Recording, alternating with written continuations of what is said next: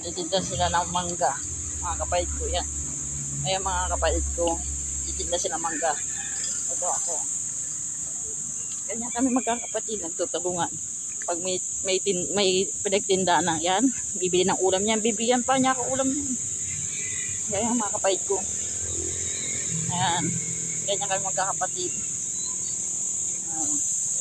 Tinda siya ng mangga. Nakyat niya yan. Nakyat niya yung mangga na yan. Bili ng ulam din yan. Bibili din niya ng ulam.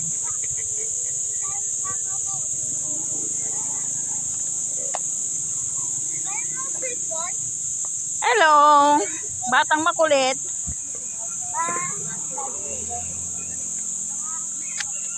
Sasama ka pa kayo? Hindi na, marami yan.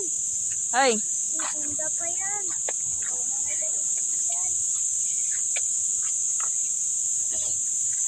Kala ko sana,